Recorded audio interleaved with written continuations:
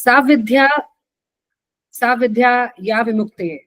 True knowledge is that which liberates. Good morning, esteemed guests, distinguished delegates, faculty members, and fellow participants. I, Dr. Shweta Sharma, convener of this conference, extend a very warm welcome to the inaugural ceremony of the much-awaited online international conference, Quest 2025, with the theme The New World of Work, Multidisciplinary Perspectives, hosted by Govindram Saxena Institute of Management and Research, Indore. We are delighted to have such an enthusiastic presence with us today as we embark on this academic journey exploring the evolving world of work. Here in the vibrant and cleanest city of Indore, India, we stand at the intersection of tradition and innovation, where the legacy of Shri Govindram Saxena Technological Society is a beacon of academic excellence and innovation. Under the esteemed patronage of Dr. D.B. Phatak, Professor Emeritus at IIT Mumbai, our advisory committee members, and esteemed governing body members of GSIMR, we are committed to delivering a program of unparalleled excellence. We welcome you all from core of our heart, with speakers and researchers hailing from countries around the globe, including United Kingdom, Malaysia, Canada, Ghana, Bali, and of course, our beloved India. This program truly represents a melting pot of ideas and experiences. For seeking the blessings of Goddess Saraswati, we await your virtual presence as we illuminate the path of wisdom with the divine light of Ma Saraswati. So let us begin this academic celebration by invoking the blessings of Goddess Saraswati, the epitome of knowledge, wisdom, and learning. I request everyone to join in the Saraswati Vandana. या कुन्देन्दु तुषारहार धवला या शुभ्रवस्त्रावृता या वीणा वरदण्डमण्डितकरा या श्वेतपद्मासना या ब्रह्माच्युत शङ्कर प्रभृतिभिः देवैः सदा वन्दिता सा मां पातु Saraswati Bhagwati निःशेषजाड्यापहा.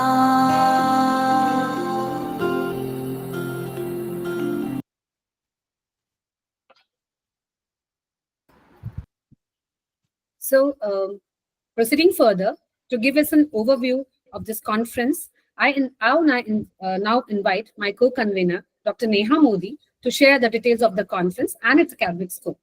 Over to you, Neha, ma'am.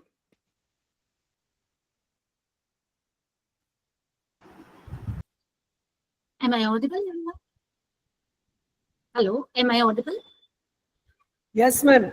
Yes. Okay. Good morning, everyone. It's a very good morning. It is with immense pleasure and pride that I welcome you all on the international conference, The World of Work, Multidisciplinary Perspective, hosted by Govindram Saxena Institute of Management and Research, Indore. We are honored to have such a vibrant and diverse group of participants from academia, industry, and research backgrounds, all united by a shared vision to explore, examine, and engage with dynamic shifts reshaping the world of work. Conference theme, The New World of Work, has been chosen very thoughtfully. We are living through an era where remote work, AI, automation, digital transformation are redefining not just how we work, but where, when, and why we are. From HRM policies to marketing automations and from customer-centric operations to AI-driven business models. This conference seeks to unravel the multifaceted challenges and opportunities to come with such profound changes. As researchers present their work across multiple insightful tracks, namely business analytics for decision-making, HRM skills and policies, innovation and entrepreneurship, marketing automation, global finance system, resilient operation in global crisis, IT solution for digital collaboration.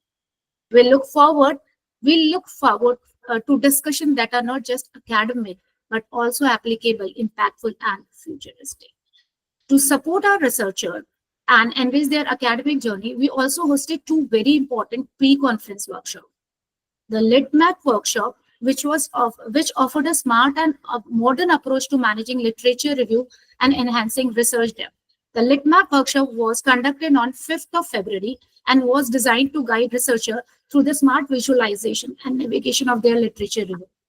With the growing ocean of published research, Lit Maps empowers scholars to map, analyze, and position their work effectively within the existing academic landscape. The Turnitin session that was reinforced the importance of academic integrity and ethical research practices. It was held on 4th of March, helped participants to understand the ethics of research, and the importance of maintaining academic integrity in the era of where originality is key. Turnitin becomes an essential tool, not just to check plagiarism, but to reflect how we convey ideas authentically. These sessions were curated not just as technical training, but as an extension of our commitment to nurturing research that is both credible and creative. Throughout the day, we are here paper presentation. We'll hear paper presentation. We encourage you to reflect, question, and engage.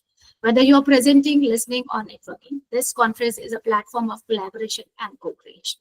Once again, welcome to the celebration of scholarship, innovation, and thoughtful leadership. Let us together create the knowledge that doesn't just stay within papers, but travels far, wide, deep into shaping the new world of work. Thank you very much, everyone. Over to Shri.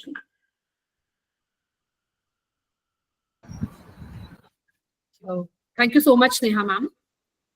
Now, it's time to introduce our conference chair, Dr. Sangeeta Jain. For this, I invite Dr. Dheeraj Tiwari for kindly introducing the director of GSIMR. Over to you, Dheeraj, sir. Thank you, Shweta ma'am. Good morning, everyone. I'm audible. Good morning, sir. Dr. Sangeeta Jain is a dedicated teacher, researcher, and leader with over 18 years of teaching and research experience and 10 years of work in the industry. She is currently the director of Govindaram Saxena Institute of Management Research, Indore. She holds a PhD in green marketing, MBA in marketing, and BA in psychology. Her main areas of interest include green marketing, consumer behavior, retail management, and e-governance. She is known for combining practical knowledge with academic learning to help students understand real-world business situations. Dr. Jain has written many research papers that have been published in well-known national and international journals. She regularly takes part in faculty development programs, management development programs, workshops, and conferences to stay updated and share knowledge. She is also the author of a book titled Pragmatic Knowledge with Digital Marketing Demystified, which explains digital marketing in a simple and practical way. Before joining GSIMR, she worked as the director of SYS ITS Ratlam, where she helped improve the institute's academic and administrative system. Now I invite Sangeeta madam for share thought with us. Thank you, Over to Dheeraj, Sangeeta sir. ma'am. Thank you, thank you, Dheeraj, sir. Distinguished guests, Dr. Phatak, Dr. Bigyan, Professor Nitish Purohit, and Noorhaina, other scholars, colleagues, and my friends. Good morning. Welcome to the International Conference on the New World of Work, a multidisciplinary perspectives. It's my great honor and privilege as director of GSIMR to open this important and timely gathering. We are living through a moment of profound transformation. The world of work, as we have known, it's rapidly evolving. Technological advancement, shifting demographics, globalization, and the lingering effects of a global pandemic have converged to reshape the fabric of professional life across industries and borders. Hybrid work model, the rise of gig economy, question of mental well-being, digital equity, and the redefinition of productivity are no longer future considerations. They are today's pressing realities.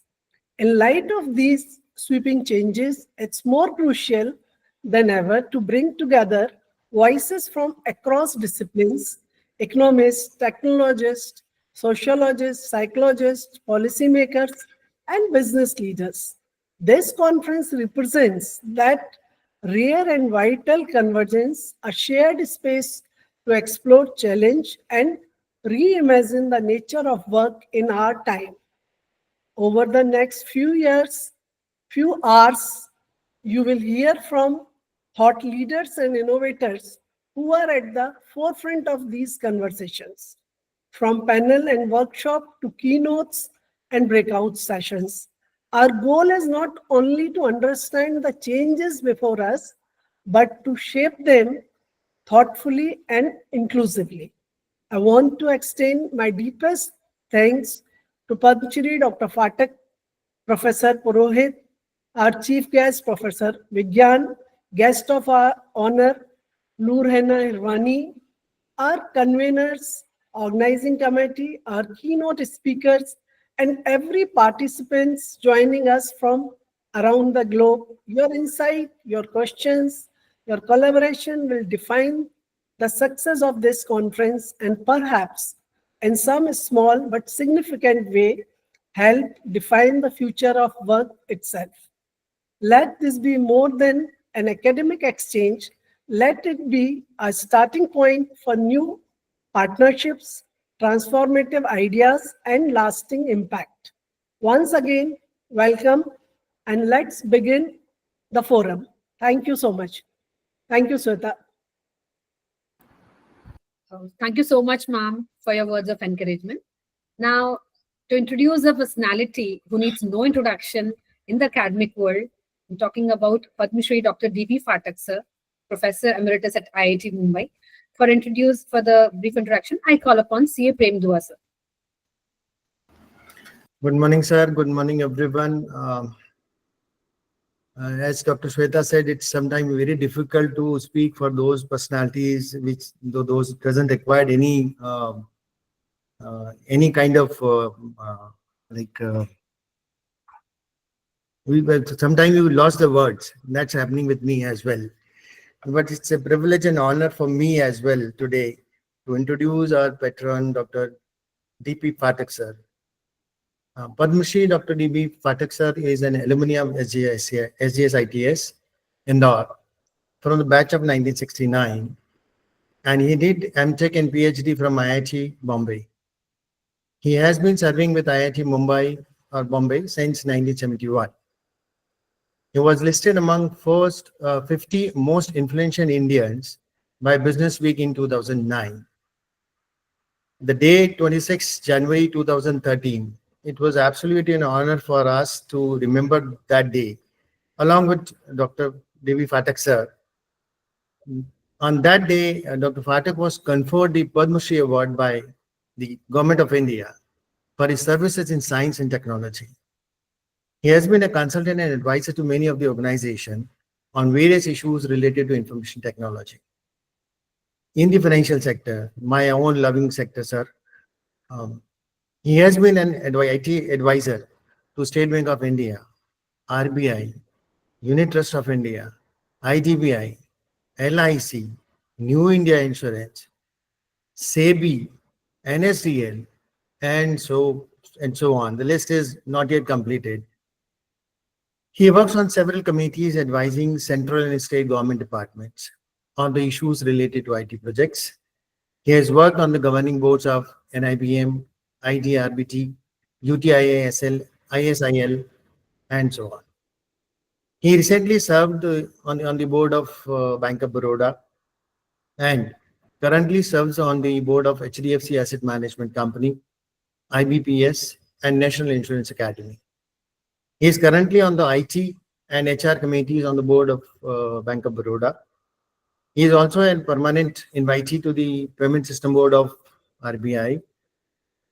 Dr. Phatak believes that teaching can't just be a profession, but has to be one's dharma. His dream is to see a resilient India catching up with the world using information technology as the springboard. He set up the Affordable Solution Lab, ASL, at IIT Bombay in 2000, which attempts to develop low-cost technology solution. He is regarded as the pioneer of smart card usage in financial transactions in India. I have a lot of things to speak about Dr. Phatak. I have noticed that sir is like stopping me. Sir, it's a privilege and honor to have you on our board as a patron. We always look forward towards you for knowledge and the confidence every time, and the dedication, as Dr. Sangeeta said. The always Dr. Sangeeta mentioned that the homework you do before anything you start. We welcome you, sir, and everybody is here to waiting for hearing to you, sir. Welcome you on, sir. Welcome on the board. Thank you so much, Professor Premdua, for those very nice words. And thank you, the organizers, for giving me an opportunity to share some of my thoughts. In this limited time today, I propose to touch upon three things. One, related to the global situation, which is reflected in some of the research papers that I have seen. The second is about entrepreneurship, particularly related to SMEs and women entrepreneurs, which again is reflected, thankfully, in one of the tracks that I saw. And the third, which is not really directly connected with this topic, but is extremely important for all researchers to remember, namely the duality between research and education. So these are the 3 points that I wish to make today. The first, of course, is on the global systems. Needless to add, everybody knows that the global systems are changing very rapidly.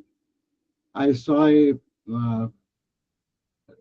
paper on corporate governance by Professor Deepa Joshi in Vaishnav Institute, from Vaishnav Institute, Indore.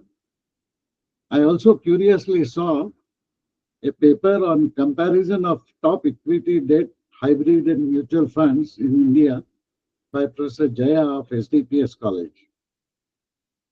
It is interesting because I was on the board of HDFC mutual funds for donkey's years, and I learned something about these funds. These have never ceased to amaze me. But I had the fortunate privilege of working with a great investor with long-term thinking, Mr. Prashant Jain. And what I have learned is that these instruments are extremely important in the coming years. But the more important thing I want to stress is that the global polity is changing indisputably. The economic fulcrum of the world is shifting from US and Europe to Asia. I don't know how many of you have read this book, but if you have not, I would strongly suggest that you should go through it. The book is called Factfulness, which was written by late Hans Rosling. And it tells you, based on the UNDP data, how the world fulcrum of economics is changing. So he defines, for example, 4 classes of rich people, poor to rich people, and shows that 60% of the richest people in the world will come from China and India in next 40 years. That was the prediction that he had made earlier. That is happening now. You can see the tremendous growth of Chinese economy. You can see the significant growth of Indian economy, and both economies will grow and grow and grow. It is in this context that we need to examine both the global financial systems and our financial systems. And I would like to remind you, for example, that while our financial systems are getting stronger and bigger, they are still no match for global systems. So I had a meeting, one of the meetings with the Deputy Governor, Mr. T. Ravi of Reserve Bank of India, when I observed that the largest Indian bank is State Bank of India, of course, the mother of all banks, from which I also learned my initial banking. But more importantly, that bank stands nowhere in size and operations if you look at the global banks. That means our banking system itself has to grow larger to actually become truly global so as to not just compete but contribute at the global level. This is the dimension I would like all financial researchers to keep in mind, that while it is important to suggest mechanisms which will help our systems in next 3 to 5 years, as I see in these and many other papers, it is absolutely vital that we think 20 years, 25 years later. You know, the government of the day, for the first time in its entire era of independence, is talking about Amrit Kal, which is likely to be realized in a very short while, 2047, when we celebrate 100 years of independence. Now, that Amrit Kal will not descend upon us directly just like that by dreaming about it. We'll have to work towards it, and we'll have to enhance the scope of our thinking, and we have to enhance the scope of our planning, not 3 to 5 years, but 10 years and 20 years.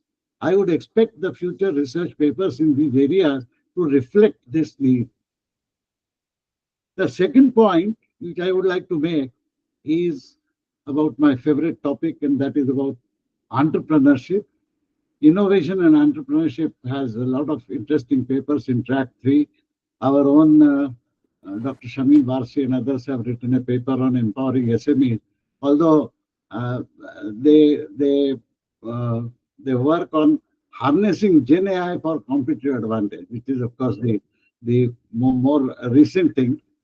But very interestingly, I saw a paper on a study of women empowerment through entrepreneurship skill development in Madhya Pradesh. It has been written by one Professor Madhula Upadhyay from Ratlam. It struck me because Ratlam is a place, many may not know this. I studied when I was in 7th standard in 1958 to 59 in the city of Ratlam. That was my major change, because from Marathi medium I had to shift to Hindi medium. But the best time I recall spending is with one Swatantra group, which was a scouting group run by a primary school teacher, Mr. Dubey. And we used to assemble from all schools. Each school had a scouting group, but this Swatantra group was so popular, and I could see why. Many of life's best values I got by working in that group when I was the 7th standard kid. We used to assemble. There was a Jhali Talab, in a ground near Jhali Talab in Ratlam, where I remember assembling. But I digress. I'm sorry. The name Ratlam springs up many memories. So I come back to the main point, which is stressed not only by Professor Madhula, but by many others. You see, why SMEs are important for the nation is because while the big companies are important, I mean, TCS, Infosys, Wipros of this world in terms of IT companies or large manufacturing companies, they actually contribute very significantly to the GDP growth of the nation, which is good. But if you look at the employment and livelihood that is being given to crores of Indians, that happens through our SMEs. And it is in this context that I find this contribution to be very, very important. I would like to tell you about an organization in Pune, which was set up by a friend of mine and his wife, Dr. Anand Deshpande, and his wife Sonali, called De Asra. De Asra. Asra is giving a, and this program is run strictly for small scale entrepreneurs. So they have a complete system. They have developed software which can be used by anybody. They have touched base with some 4 lakh people. More importantly, recently I attended an event which they conduct annually, in which they honor small entrepreneurs. This year they went big. So there are 3 categories. SMEs with less than 10 lakh rupees of earning a year, SMEs with up to 50 lakhs earnings, and SMEs up to 1 crore earning. But the important point is that each of these SMEs were required to necessarily employ so many people. Out of the 6 winners, there were 2 in each category, each of the 3 categories. Out of the 6 winners, 5 were women entrepreneurs. Only 1 male like me was sheepishly there to receive an award. Now, why this is important is because the entrepreneurship activities which are going on in the state of Madhya Pradesh are not coalesced around actually supporting SMEs. Skill development is extremely important. SME activities in general are going on through some government patronage. But I would strongly suggest that those researchers who are attending this conference and their colleagues who are working in this area might want to connect with the ASRA, which is available, the details are available on the web. And I think a large number of entrepreneurs in Madhya Pradesh, small scale entrepreneurs, particularly women entrepreneurs, are likely to benefit tremendously in coming years. So I would strongly suggest that this be done. The third point I wish to make has nothing to do directly with the theme of the conference, although indirectly it has a lot of implication. And that, as I said, is about the duality of research and education. Unfortunately, in our country, we have separated education and research, which is the biggest nonsense that has happened. After all, every teacher must be a researcher and every researcher must be a teacher.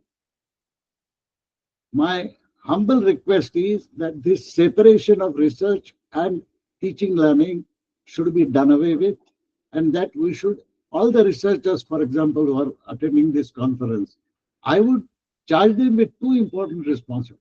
One, don't let your research be limited to publication of research papers. That is important. However, it is equally important that your research work finds expression in your teaching, in others' teaching. Teaching and learning is inseparable from research. And unfortunately, the great researchers somehow tend to ignore teaching to some extent, and great teachers somehow tend to ignore research. Both are wrong. About the teaching, I will only tell you one thing which is completely unconnected with this conference, but which is very related to the human theme of teaching learning. Namely, that as a teacher, I might have 50, 70, 100, 200 students in my class. The mistake that can happen with me is I may tend to treat these 70 students as some kind of statistics and intuitively separate them into groups. So laggards, with whom I should spend more time perhaps, normal people who will take care of themselves, and top performers who need to be cajoled into better action. So I tend to deal with three groups, forgetting that I might have 70 students or 80 students in my class, but for each of those 70 or 80 students, I am the only teacher available.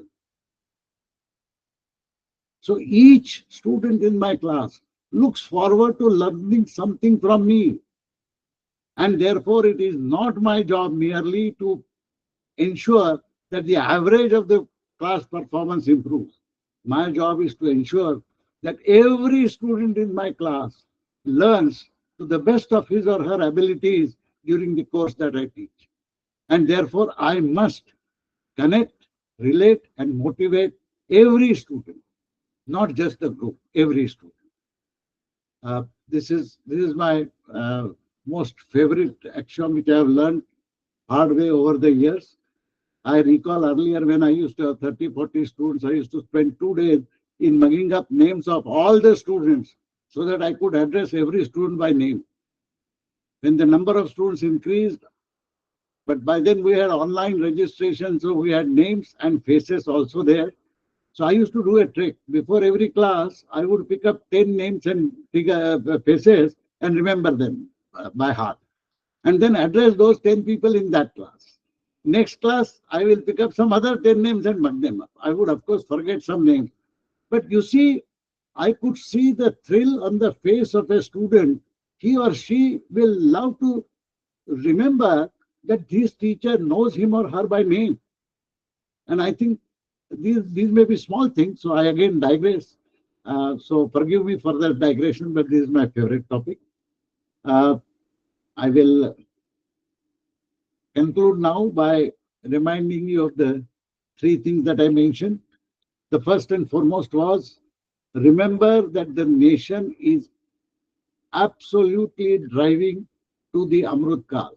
and it is the responsibility of each one of us to contribute directly and indirectly in that national effort. To this extent, I requested that everybody should read books like Factfulness, which indicate the global shift in finance that is happening already, and the political power. Number two was concentration on extraordinary help to be given to SMEs, particularly women SMEs. I gave an example of De Asra, which is an absolutely amazing organization and which could be very helpful to a lot of small-scale entrepreneurs, particularly women entrepreneurs in Madhya Pradesh. And the third thing I mentioned is that all of us, all the participants particularly, should remember the duality of research and teaching. These are not separate things. They are two sides of the same coin of knowledge. That's all I would like to say. I just recall, before closing, I must mention this. I should have started my talk with this. Honorable Dr. Bigyan, Verma, and Ms.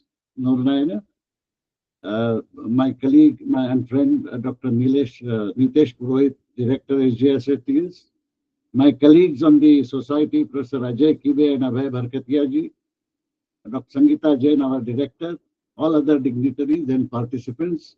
I am sorry I did not mention you at the beginning of my talk, so please accept my apologies and please.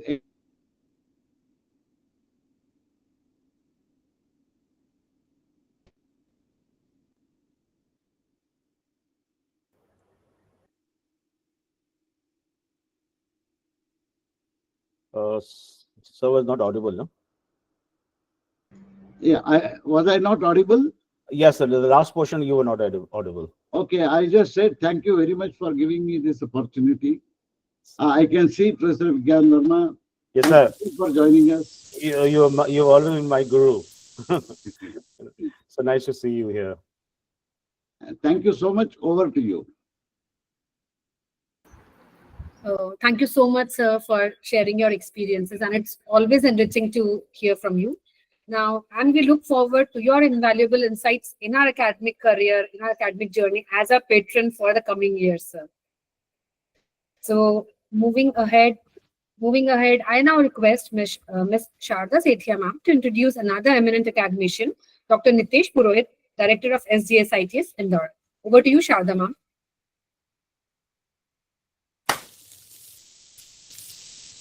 Thank you so much, Shweta ma'am. Good morning.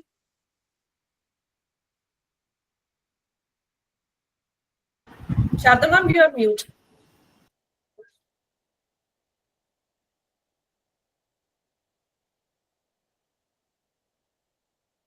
Am I audible now? Yes. Okay. Good morning, everyone. I'm Sharda Sethia, Faculty of Finance at Goindam Saxevia Institute of Management and Research, Indore. It is my honor to introduce our guiding light of today's conference, Professor Nitesh Purohit. Professor Nitesh Purohit is a professor in the ECE department of the Indian Institute of Information and Technology, Allahabad, Prayagraj, UP, which is an institute of national importance and one of the CFIITs, which are governed by the Act of the Indian Parliament Act, IIT Act 2014. Currently, he is on a leave from IITA, that is Indian Institute of Information Technology, and serving SGSITS Indore as a director. Honorable President of India has nominated Professor Nitesh Purohit on the recommendation of the Selection Committee of NITS and IIEST in Engineering and Technology Group for 3 years, which starts from 10th January 2023 and will extend till 10th January 2026. He is contributing to reputed publications in the capacity of author and reviewer. He has co-authored the book COVID War, UP Model, Strategies, Tactics, and Impact. He is an external member of Academic Ethics Committee of IIT Kanpur. He is a senior member of IEEE towards faster implementation of NEP 2020. He is contributing to Workshop for National Education Policy 2020, adopted by UGC guidelines for general education as well as vocational education, and extending support to institutes of national importance as well as state technical universities. It is a proud moment for us that he has also done his PhD from Devi Ahilya University and was associated with the university for a period of time. He has earned 4 scholarships, 2 for UG level and for PG level as well. I thank you, sir, for your guidance. It was crucial in navigating the complexity of the conference organization and execution. Now I invite Professor Nitish Purohit, sir, to share his views with us. Okay. So thank you very much, Dadaji. It was Honorable Phatak sir, the lighting force for all of us, guiding and our supervisor, mentor. It was really nice to hear from you, sir. It was a great talk, and I'm fortunate to have here listen you. Professor Kibe, Barkatia ji, Sangeeta madam, other participants. This is indeed a timely conference, I should say. The topic selected and the themes which are selected, these are really, you can say, the talk of the day or talk of the this particular time, because we need to see the world is changing.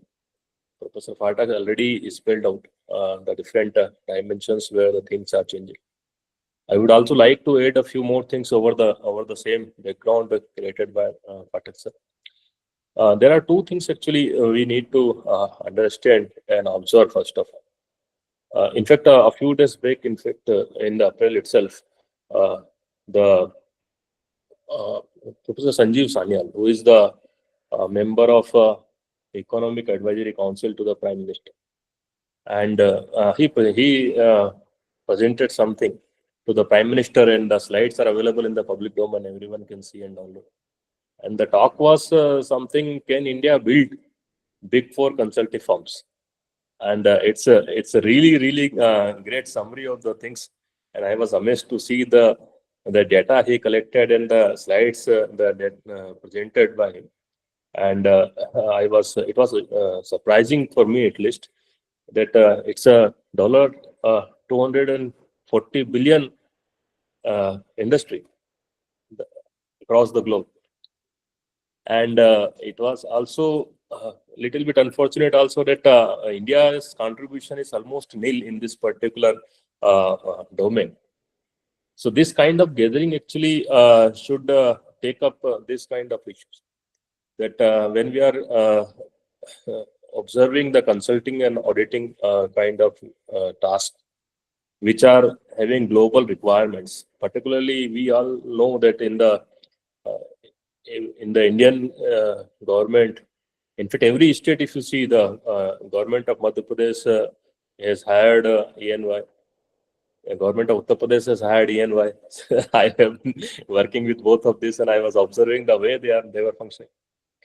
So when we are obtaining the consultations from some company who does not belong to India, it itself is a problem. So, and I myself experienced it in the UP because I have been there in the Prayagraj for last 20 years or so. And for different regions, we have been working with the state government. So I saw the kind of advices given by ENY to the earlier UP government and the way it was functioning. And then I saw the changes when the new government took place in UP. And that's where I realized that actually the leadership matters.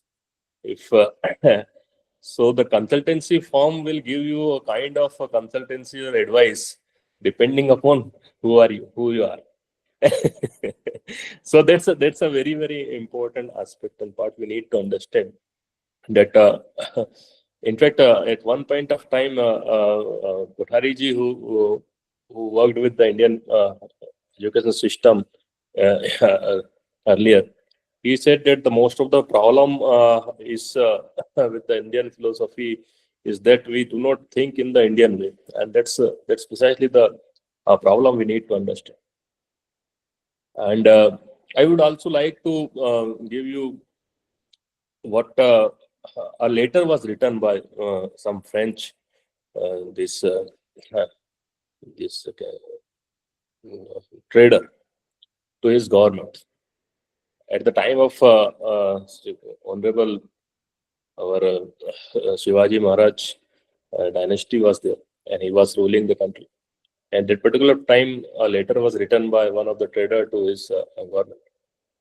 And it was mentioned that we are facing a lot of difficulties with this person because he is not allowing us to go to the market directly. He first of all inviting all of us to a lot of bargaining that how we should sell, what should be the business model, and negotiate the prices.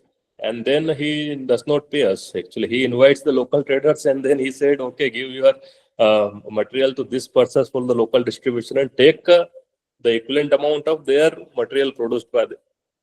So that's the kind of system that that was with us, with the Indian mindset and Indian philosophy.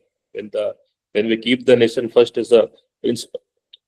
So this August catering, my humble submission is that when we are dealing with the business management courses and the research, and Professor Phatak rightly pointed out that research and teaching are same. And particularly management is a field where the teaching is not limited to the classroom. In fact, we need to teach the entire society. So it's a greater responsibility on all of us. Another development which is also very, very important and significant, and I saw the themes of this conference and you are including it and in giving a lot of emphasis on this particular thing, and that's something the artificial intelligence, AI. So AI is something which is emerging so fast. In fact, it is beyond the expectation, beyond the imagination of most of the persons actually who are working in this particular field. So, as far as the management stream is concerned, if you say one of the most impacted area by the AI, I believe it must be management. The management is not going to be same. The way we have been thinking, the way we have been developing different models, and the entire management, actually education as well as the functioning, I believe that this is going to change very soon, very, very soon. And in fact, if you just see what our Honorable Prime Minister said, then you find it in the Paris conference on 11th of February 2025. He said that India is building its own large language model, considering our diversity. We also have a unique public-private partnership model for pooling resources like computer power. It is made available to our startups and researchers at an affordable cost. India is ready to share its experience and expertise to ensure that AI future is for good and for all.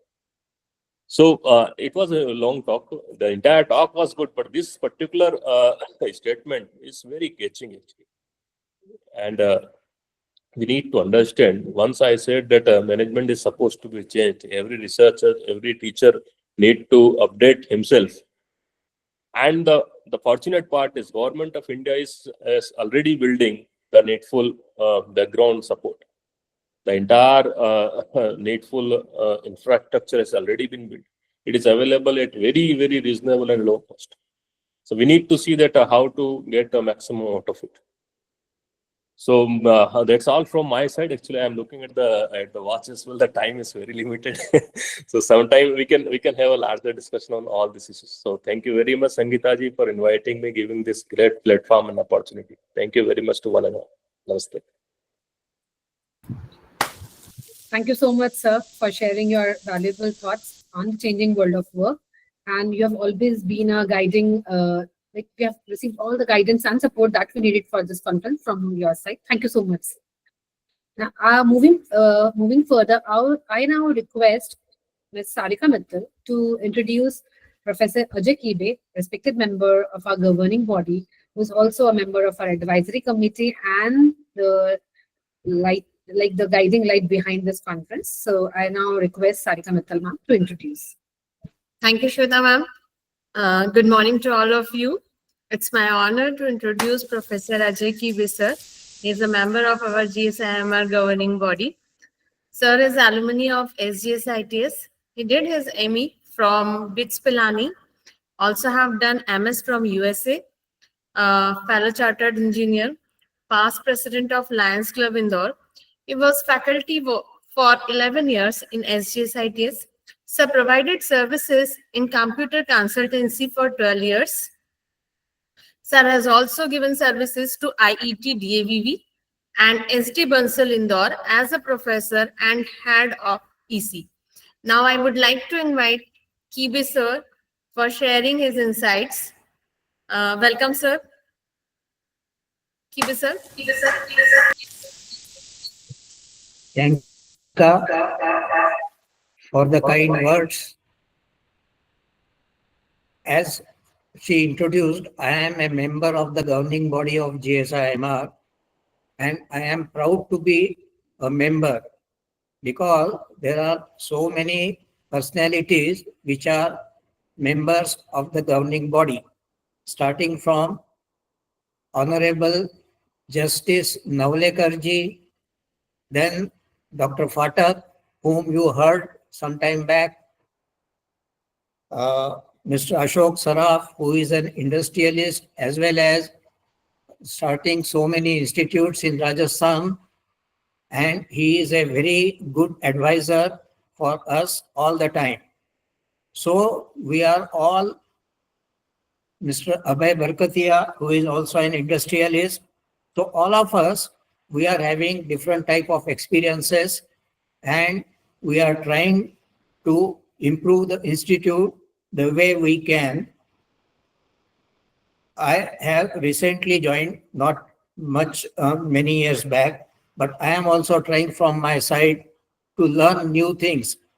As they say, it is always good to keep on learning new things till the end of your life. So I am learning new things here from the management side and also from many humanitarian values. So, as I said, the governing body consists of so many persons with wide experience and professionals from different fields like Dr. Phatak, Ashok Saraf sir, and so we keep on getting guidance from them. From our side, we try to improve the institute right from the day we start the admissions to when the students come here. We try to guide them as well as possible. I am proud to say that we have very qualified and experienced faculties with us. So starting from the highest to the lower one, all the faculties, they are dedicated for teaching and helping the students and in every way. So I am also thankful for this particular conference, that all the conveners and all the organizing members, they have put in tireless efforts to make this conference a great success. And I am sure that those who are participating in this conference, because it is an international conference, there are so many countries from where the participants are participating. And I am sure that all of them will gain a lot from this conference. And definitely this conference will prove to be a feather in GSIMR's cap very soon. So with this, and wishing the conference a great success, I end here. Thank you very much for allowing me to speak at this juncture. Thank you. Thank you so much, sir, for your unwavering support and dedication that really played a very important role in making this conference a grand success. Now comes a very proud and significant moment, the unveiling of the conference proceedings. This compilation stands as a testament to the hard work, research, and rich exchange of ideas that have shaped this conference. It captures the essence of our collective efforts and will serve as a lasting record of the knowledge and insights that we'll be sharing during the tracks. So this is the time to unveil the conference proceedings.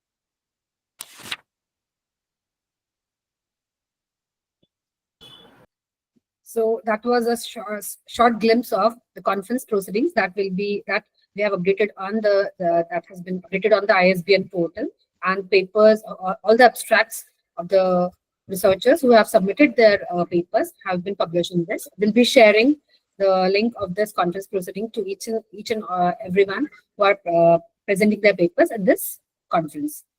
Now, it gives me great pleasure to now invite my co-convener, Dr. Shamin Varsi, to introduce our chief guest, Dr. Bigyan Verma, former director, IMT Nagpur. So over to you, Dr. Shamin Varsi. Thank you so much, Padma. Bigyan sir, I will just introduce. Everybody is already aware of, as sir is already being interacting since he joined in this inauguration.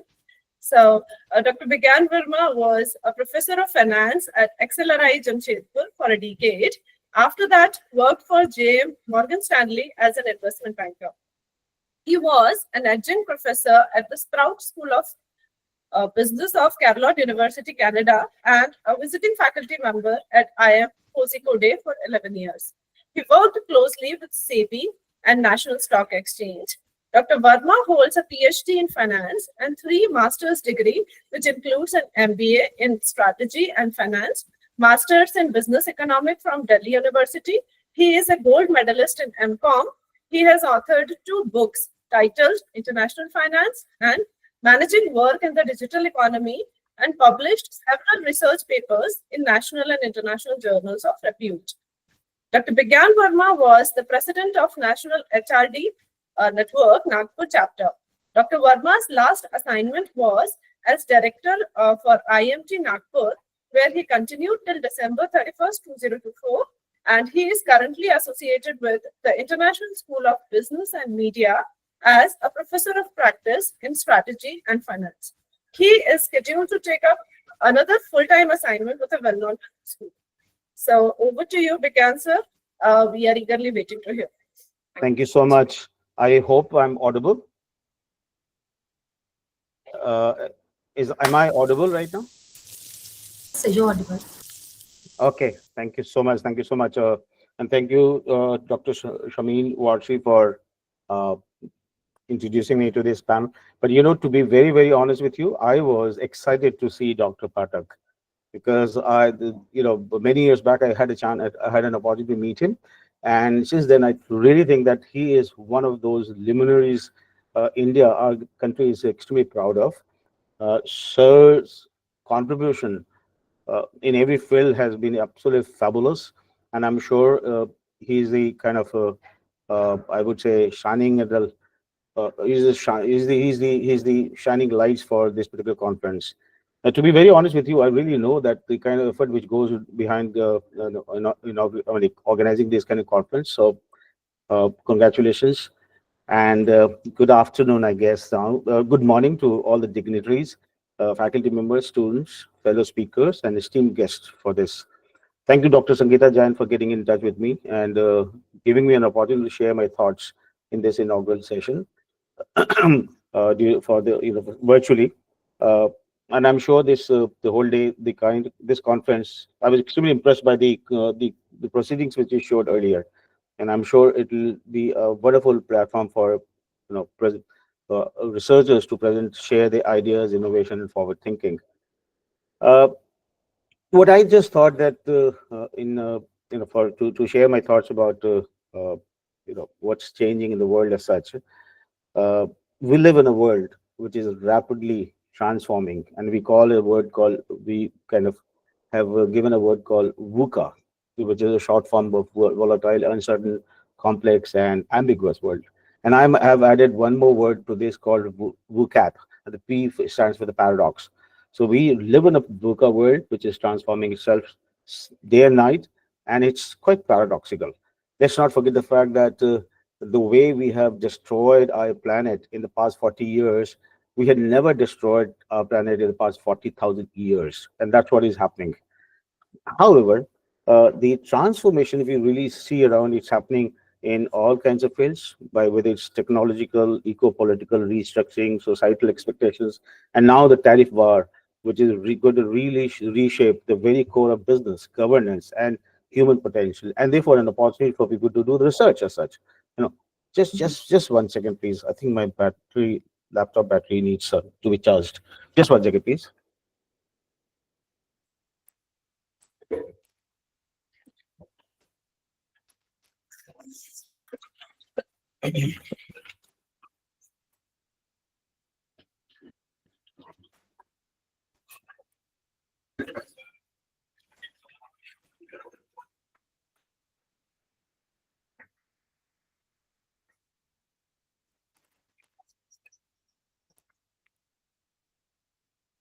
Extremely sorry for this interruption. I never realized that the battery is running out. So I hope it's fine now, and I continue to be audible. Yeah. Yes, sir. Okay. So over the next few minutes, I'd like to just take through all the potential researchers through 9 interwoven forces that really connects the innovation and entrepreneurship. And the artificial intelligence, finance, sustainability, and the future of work as such. And that's what we're seeing every day, every now. Now, core to my thought sharing is the fact that there are 5 major digital transformations that are changing the world every now and then. And what are they? They're called artificial intelligence, the IoT, the blockchain, digital twins, AR, VR, and of course, the cloud computing. And it is in this background, because whatever is happening, other than the political issues as such, I think everything is happening around these 5 things which I spoke about. Now, and that's going to be the background for my thought process. The first one, as the Phatak sir has also mentioned earlier, is that it focuses on innovation and entrepreneurship as such. Innovation is absolutely no longer a luxury; it's an imperative thing as such. Now, look at India. In fact, even Dr. Phatak also touched upon this. Platforms like UPI has redefined the digital payments completely as such. And millions of entrepreneurs, small entrepreneurs and vendors are benefiting from it. So the ecosystem which India kind of evolved here led to 100 unicorns across all sectors, right from Zerodha to Pharmacy in healthcare and whatnot. Globally, if you really look at it, even Israel, which is considered to be a startup nation with absolute limited resources, it innovated things like cybersecurity, agri-tech, water technology, and Kenya's M-Pesa, was something as a short form of mobile payment systems. It was launched by Safaricom in 2007. Is another example. Now, what I'm just trying to say is that innovation is thriving around those things which I spoke about earlier, and that really needs creativity. So this is the kind of transformation which is taking place in the world, and everyone is trying to compete in the field of innovation. My second focus area is the financial system. Sir also mentioned about that. Look at RBI, the Reserve Bank of India, our own central bank. Now they are talking about piloting a digital rupee, or what we call as the CBDC, the central banking digital currency. Now they are all trying to enhance transparency and efficiency, and this has really happened. Look at the speed which M3 now kind of moves around in our country. So platforms like Finance Aggregator, or even Finance Aggregators or Credit Avenue, are using data to match the borrowers and lenders and simplifying across the capital. So changes are taking place in the financial system also. globally, even El Salvador, which has actually adopted Bitcoin, cryptocurrency as a legal tender. Of course, they're paying the price for this also. But then countries are looking at all new kinds of opportunities. In Africa, startups like Tala and AI to evaluate creditworthiness is being used for mobile users, things like that. So what I'm saying, like even if you're really looking to the financial system as such, huge amount of changes taking place. Now, customer engagement, the entire marketing is now, it's all driven by AI as such. The Geo is a masterclass example here in our own country as such. The every time we use a geophone or OTT content launched by Geo, it's actually trying to study our own pattern as such. Swiggy uses the AI platform to predict the demand, and hot kitchens and fast deliveries are happening because of this. Netflix, it actually listens to you. It was watches you what kind of program you're seeing. So I'm saying the customer engagement also has risen a lot because of the AI as such, and it's just changing every now and then as such.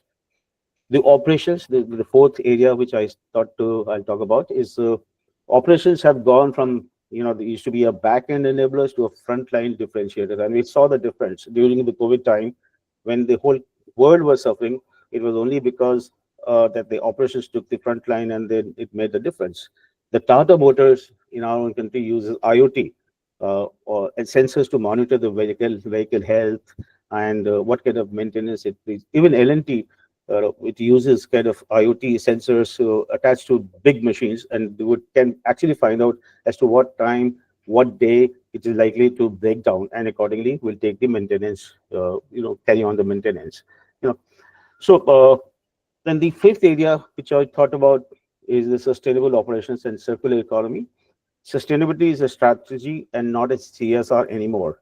Now, we've all heard of triple bottom line: people, profit, and the planet. Now, especially after COVID, we are talking about ESG. It's a big word, and no more companies like Apple. In fact, Apple says that by 2030 it will become zero, what we call carbon neutral. And similarly, Infosys is also trying to become a zero carbon neutral in a few years. And Zomato is exploring that every vehicle which Zomato uses is going to be used based on the electric vehicles as such. Things like Japan, also countries like Japan, also IKEA runs a buyback programs. Like every time you use the furniture, if you want to return it to them, you give it back to them, and they would recycle it. I'm saying sustainability has become a buzzword as such. So that's a fifth area. Now, the sixth one is the AI-driven business models. And I had mentioned earlier, the AR/VR has become an absolute integral to everything as such. Now, AI is now at the heart of the companies operate and create, capture value, and they create and capture values as such. Zerodha here in our own country is a brokerage house with zero commission model. But how do they make money? Because they're using the algorithmic training and AI-led automation, and they use that to make sure that they also make money to survive. Tesla delivers software updates over the air. Every time you use it, every day there will be an update will come to Tesla owners, and the car will automatically update the vehicles, and then new kinds of features will be added there. In China, we have Ant Financial, which uses what you call AI models to run the real-time personalized loans, which they offer to the millions as such. So, and then reskilling and upskilling. Even in education, we've seen the way things have changed. COVID taught us is that it's the traditional model of education, not necessary if you want to make it scalable. If you want to reach out to larger people as such, it's probably through the virtual model as such. And therefore, platforms like Coursera or edX all became very popular. And even in India, the SWAM platform, the NPTLs, and everything. So the India's Skill India mission is using NSDC's e-skill to make sure that a large number of millions of Indians get skilled, and they get the vocational skills to be able to survive on their own. TCS runs internal upskilling programs to reskill employees. And it is said that the Moore's law, wherein Moore's had predicted that every 18 months, the digital platform will change substantially. But it's no more the 18 months. In fact, things are changing probably in 5 days, 10 days. So today we are talking about Python and SQL and all, probably another few months, it'll just gone. Now you look at the open AI model of the chat GPT, suddenly something called DeepSeek came and challenged it, with very little investment. So things are happening everywhere. So it is absolutely necessary for us to upskill, reskill ourselves to be able to survive in today. And there are opportunities available all over. And similarly, technologies and IT infrastructure is evolving. We've all heard about 4G. Now we are entering this 5G, then we'll probably be there in the 6G also. And I won't be surprised another 1 or 2 years, the kind of operating system we use will all become redundant. The day quantum computing comes, which will be fast, unbelievable, be extremely fast. The kind of system which you're using today will all become redundant. It is said that the kind of operating system which Apollo used to land on the moon and the kind of operating system which exists in our smartphone today, that is much better than the kind of operating system which Apollo used for landing on the moon. So those kinds of changes are happening. Industry 4.0, 5.0, and edge computing, and all these things are giving a huge strategic advantage. Now, what does it really mean? It really means that even the way we do the research, the entire focus has to change substantially. It has to be relevant, technologically relevant. It has to be, now people have to focus a lot on sustainability, and human potential today has become absolutely unbelievable as such. So if we really looking forward to present papers in top A-star ABDC journals as such, we have to pick up those kinds of areas and see what's going to be relevant in the days to come. So whether we are a policymaker or a researcher or entrepreneur or an executive, our role matters, as Sir mentioned earlier. And the future is going to be extremely inclusive, intelligent, and resilient. In fact, the moment Sir said about that book, I just ordered it on Amazon, and I'm going to get it in the next few days, and I'll definitely read and give my feedback to Phatak Sir. So thank you so much. Let's innovate with intent, operate with empathy, and lead with vision. And I'm sure there's going to be extremely useful workshop, for every one of who attends this. Thank you so much, ma'am. Thank you so much, sir, for graciously sharing your insightful thoughts on this ever-evolving world of work. And your perspectives not only enlightened us, but also inspired deeper reflection on the dynamic shift that is shaping our professional landscape. We are truly honored to have benefited from your wisdom. Thank you so much, sir.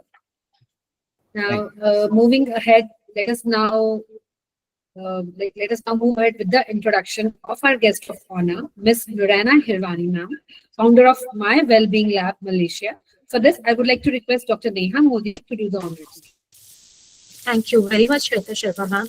As she has already given a brief bio of Noorhaina Hirwani Mohammad Noor ma'am. She is a founder of My Wellbeing Lab, social science researcher. Following a personal experience with burnout, Noorhaina ma'am has founded My Wellbeing Lab in 2024 to explore and advocate for evidence-based approaches to well-being that benefit everyday Malaysians. She is currently testing a working model to measure employee resilience and engagement, as well as employee resilience and well-being toolkit. Ms. Noorhaina has not had a straightforward career trajectory, with beginnings in television broadcasting, following her degree in film division, marketing and mass communication theory. She then moved to digital communication 8 years later before shifting to social science research. Her scope of work includes studying holistic consumer behavior across countries, as well as social political research involving predictive analytics. Her skill set and knowledge have been at the service of the highest level of government, as well as SME business owners and marketing professionals. Ma'am is currently pursuing a master's in data science. Thank you very much, ma'am, for joining our conference as a guest of honor. Over to you. Thank you very much. Thank you so much for the introduction and the invitation, Dr. Neha Modi. I also want to thank Madam Chairperson and Madam Conveners. Good morning to the esteemed guests and participants of today's conference. I can't believe I did this, but I think I have managed to over and under prepare for this session simultaneously. I actually prepared some slides to sort of divert your attention from what little I know about the future of work in India. So I was wondering if it's possible for me to share? Yeah? Okay, Yeah, let please, me. you can share. Yes. All right, let me just put that up. If I can find the correct. Let me see. Okay.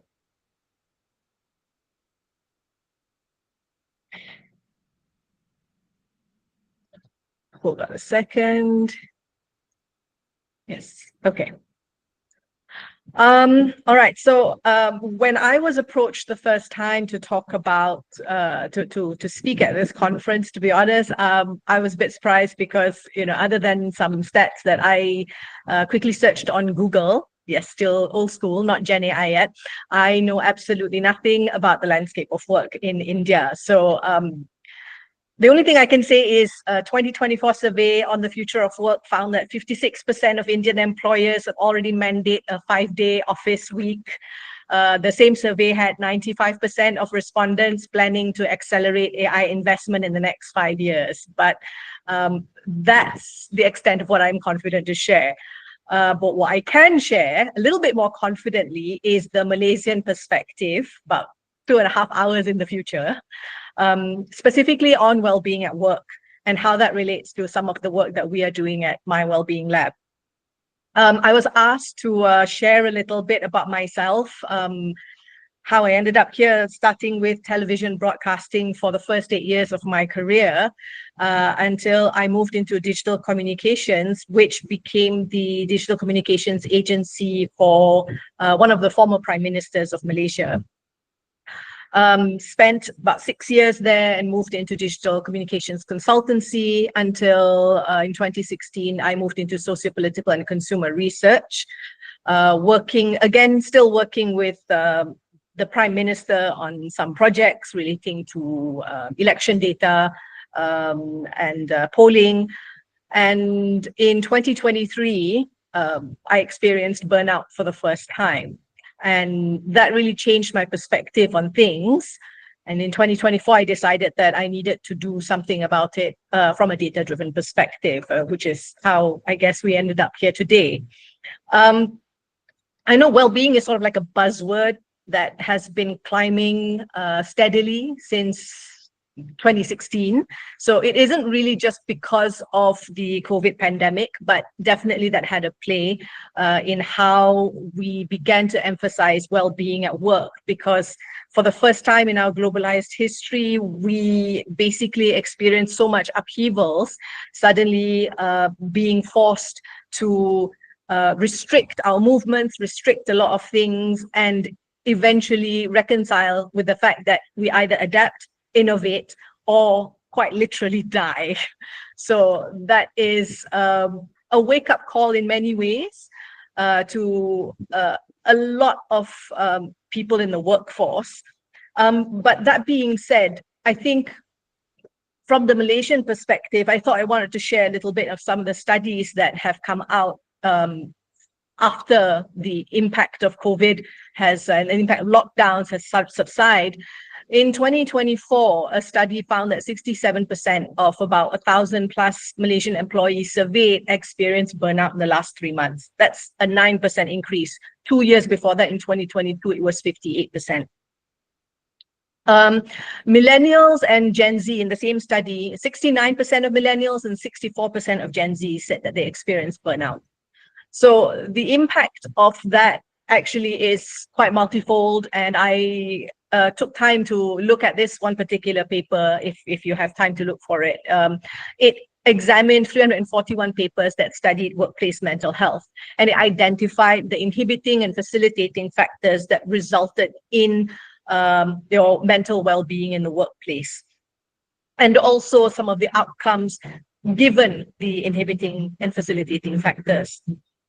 So in another study, it was predicted that by 2025, we're going to see about 70% of the Malaysian employees consisting of millennials and Gen Z. Now, this is a huge number, obviously, but taking also the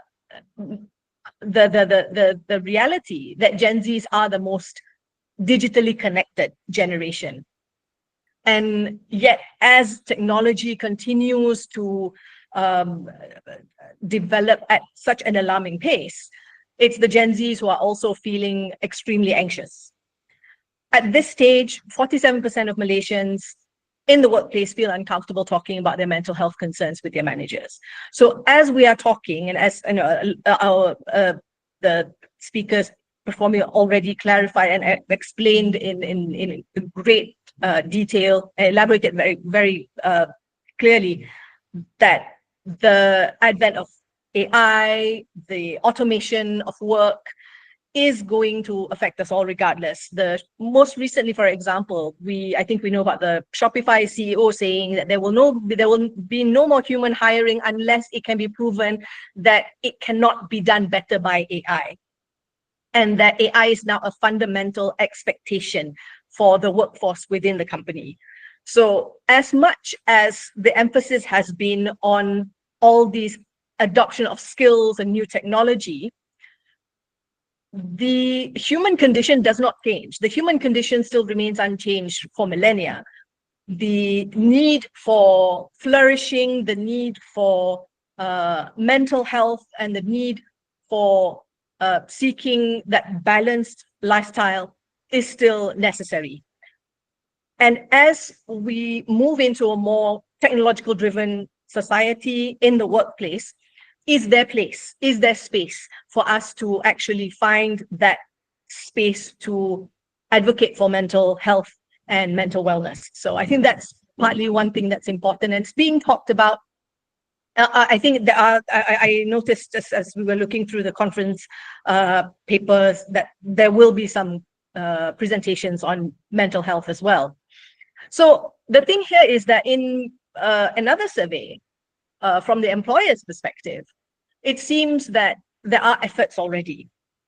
Companies are implementing well-being programs, and the ones that we have and who have done so effectively are saying that it has an effect on overall performance, and that they plan to integrate more of these well-being strategies and implementations into and invest into it in the next 5 years. Sorry, in the next 3 years or so. So that all bodes very well. And I think it actually has to do with the fact that now you've got a younger workforce that knows a little bit more and understands a little bit more about the need to focus on their mental health. It becomes one of the key differentiators to secure the best talent.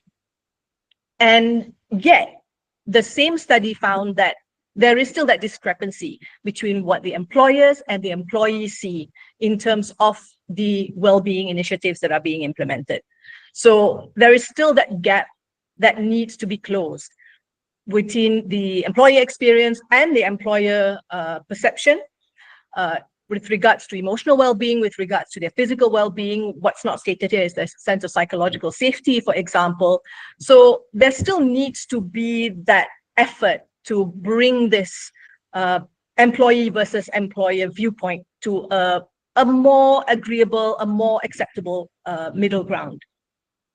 So at my Wellbeing Lab, one of the things that we're doing right now, we're exploring, as Dr. Neha Modi mentioned in the introduction, is that we're looking at exploring the impact of resilience and on an engagement in the workplace. So we're doing this pilot study with a couple of organizations in Malaysia. And what we're seeing right now is that there is some evidence of pattern between employee resilience and age. So the peak that we see at this point with the data that we have is that resilience is highest among people in their 30s. So the younger, those who are just entering Gen Z, who are just entered the workforce, as they approach their 30s, it's possible that their resilience will grow with experience and time. But somehow what we are also seeing, and this may be the result of all the technological advancements and the pace of technology and the evolution of work, is that resilience is declining among the employees beyond the age of 40. So we're seeing that pattern. And we're comparing this between two companies, Company A and Company B. I'm not naming the names, obviously. Company B basically is a company that consists of mostly people below the age of 40. Company A has an age range between 20s to 50s, as a matter of fact. So even though we're seeing, for example, resilience scoring high and engagement scoring high, but the distribution of it is different when we account for the age range of the employees as well. So what we think this means is that if we're talking about resilience and improving the ability of our employees to bounce back from dealing with stressful situations, whether at work or even in their personal life, we can take a look at what is inhibiting and what's facilitating those conditions in the workplace as well as beyond. And I think this kind of helps to create some sort of framework for us to evaluate and for us to shape how the future of work can possibly be. So I cannot predict, or I don't dare to talk about what it's going to look like, but I hope that the new world of work involves emphasis on psychological safety in the workplace, more empathy for people as we learn to adapt to a world that is very AI driven, empowerment so that people feel like they have the ability to adapt to changes, they have the ability to make decisions, open communication, particularly between generations. And I think most important, perhaps, that contributes to this also is commensurate remuneration. So I hope that this is the sort of world of work that I hope we get to see in the next 5 years. But there are a lot of other factors as well. But certainly in my Wellbeing Lab, that's what we hope to advocate in the work that we do, in the data that we find, and in the research that we work on. So I want to thank the Institute again for inviting me to speak at this session. And all the best for the rest of the conference. Thank you. Thank you so much, ma'am. We are pleased to hear from you the perspective of Malaysian work culture. And ma'am, your insights deeply resonated with us and has sparked meaningful reflection on this topic. Thank you so much, ma'am, for being our guest of honor today. Now, last but not the least, I would like to call upon my co-convener, Dr. Shamin Varsi, who will share all the details related to the paper presentation tracks.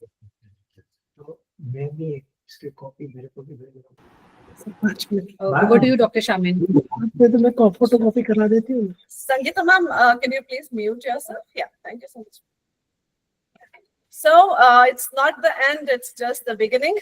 Our inaugural session is like, we got the insights from the dignitaries, we got the blessings from Phatak sir, and now it's the time to start the sessions. It will start sharp at 12:30. We again have 30 minutes time. But at the start, I would like to thank the Almighty for such a wonderful start to our conference. And we got the blessings from Purohit sir, Nitish sir, Ibe sir, Barkatia sir. And we have the chief guests, Bigyan, Verma sir, and Noorhaina. So I'm glad to say that now we are having a full blessed starting to our tracks. The details are already there on the screen. So I just request that the session chairs for every track is already given the details. We have separate tracks for all the topics. Like the first track will start at 12:30. It would be AI-driven business models. The session chair is Dr. Sirsat. The track 2 will again simultaneously parallel. It will start at 12:30. HRM skills and policies. The session chair is Dr. Sanjeevni Hirwani ma'am. Then the track 3, 12:30, innovation and entrepreneurship, and the session chair is Dr. GP Sahu. So these 3 tracks will run parallel. So whichever track will interest you, I request the dignitaries also to please join. And Phatak sir already blessed me with acknowledging the research paper which I did with my co-authors. So sir, I'll be blessed if you join the track 1. We will be presenting our work here. Other than that, Dr. Mradula and Deepa Joshi ma'am, if you are here, they are also blessed to get acknowledged by sir. So sir, they'll be presenting in the 2 p.m. track, the financial system. So 2:30 tracks would be marketing automation. The session chair is Dr. Meghna Verma ma'am. And then financial system, session chair is Dr. Navita Soni ma'am. And again, the last track is automation, IT, and customer centric. So here we have compiled the IT and operations, both the research papers, and the session chair is Dr. C. Babu. So thank you everyone for being a part of this conference, joining the inaugural session. I request everyone to stay there with us in all the tracks, as well as join us at 4:30 p.m. for the valedictory session. Thank you so much. Wishing everyone all the best for excellent time, and I'm sure everything will go fine. Do we Thank you, get a Bigyan, copy sir. of Thank you. Do we get a copy of the proceedings? Sure, Sure, sir. we will If you share. can just, yeah, we can just email We'll it to share. me. Yeah, and Yes. Sure, sir. Sure, sir. Yeah, I Wish you would all the also best. love to have a copy of the proceedings. That would be Yeah. useful. Sure, sir. We'll be sure. Thank you, Phatak, sir. Congratulations to Dr. Sangeeta Jain. Congrats to Dr. Jain for very congratulations Yeah. to Sangeeta Jain, madam. Thank you for inviting us and giving an opportunity. Thank you, Dr. Jain. Thank you. Thank you, sir. Thank you, sir. Thank you all, and wish you all the best, Dr. Jan. I'll log out right now, and then I'll probably join a couple of sessions later. Okay. I will share all the links. Thank you. Yeah. Thank you. Wish you all the best. Bye bye. Dr. Shweta, Thank can we leave? I think we can close Yeah, the. Sure. Yes. Okay. We'll leave and we'll join at 12:30. Yeah. Please We'll join. wait. Request all the participants to join on time. So please close the meeting, Shweta.